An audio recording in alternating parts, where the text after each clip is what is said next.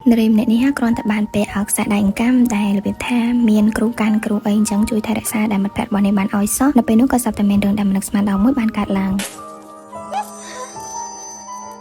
មីកូដែលជាមិត្តជិតស្និទ្ធនោះនាងក៏បានឃើញថាបលឹងវិញ្ញាណខ្មោចដៃបងខៀវហ្នឹងគឺបានមកដល់ពោះរបស់មិត្តភក្តិនាងហើយចឹងតើបានជាមិត្តភក្តិរបស់នាងគឺញ៉ាំម្ដាយឆ្អែតសោះចេះតែឃ្លានរហូតហើយនៅពេលមួយដែលមិត្តភក្តិរបស់នាងបានប្រុងនឹងទៅទិញអីញ៉ាំទីហ្នឹងមីកូនាងក៏បានដើរទៅតាមផងដែរដោយសារតែនាងបារម្ភមកប៉ុន្តែនៅពេលដែលដើរសុកហ្នឹងនាងក៏បានឃើញមានកន្លែងទីសក្ការៈបូជាមួយនៅតាមផ្លូវចឹងណាចឹងហើយនាងក៏បានបបួលមិត្តភក្តិរបស់នាងចូលទៅដោយយល់ថាចូលទៅបានស្រន់អីចឹងទៅតែតាមពិតគឺដោយសារតែនាងដឹងថាកន្លែងបែបហ្នឹងគឺពួកព្រាយបិសាចនឹងវាអត់ចូលចិត្តទេក៏ហើយក៏អត់អាចចូលមកបានផងដែរហើយមែនតាគឺពេលដែលមីកូនាងក៏លេចទៅមើលទៅគឺឃើញថាបលឹងហ្នឹងគឺបានចូលមកតាមពួកគេនោះទេមិនត្រឹមតែប៉ុណ្ណោះហើយពេលដែលពួកគេរត់ចាក់ចេញពីទីហ្នឹងទៅហ្នឹងក៏វាអត់បានរត់តាមផងដែរចឹងទៅធ្វើឲ្យមីកូនាងក៏បានគិតថាប្រហែលជារឿងហ្នឹងគឺវាចប់ត្រឹមហ្នឹងហើយប៉ុន្តែគឺថាមួយរយៈក្រោយនេះដោយសារតែមើលទៅអាការៈរបស់មីកូនោះដូចជាចម្លែកពេកមកចិត្តសិទ្ធិរបស់នាងហ្នឹងក៏បានសន្មតដឹងថាមីកូគឺពិតជាអាចមើលឃើញបលឹងខ្មោចបានមែនដូច្នេះហើយនាងក៏បានធ្វើការស្រែកយំហើយក៏រត់ចេញពីទីហ្នឹងតែម្ដងធ្វើឲ្យមីកូនាងក៏បានព្យាយាមរត់មកតាមហើយគាត់តែចេញមកដល់ក្រៅភ្លាមមកពួកគេក៏បានឃើញគ្រូបន្ទប់ថ្នាក់ដែលមានផ្ទៃពោះរបស់ពួកគេហ្នឹងគឺត្រូវបានឡានមន្ទីរពេទ្យដឹកយកទៅអញ្ចឹងណា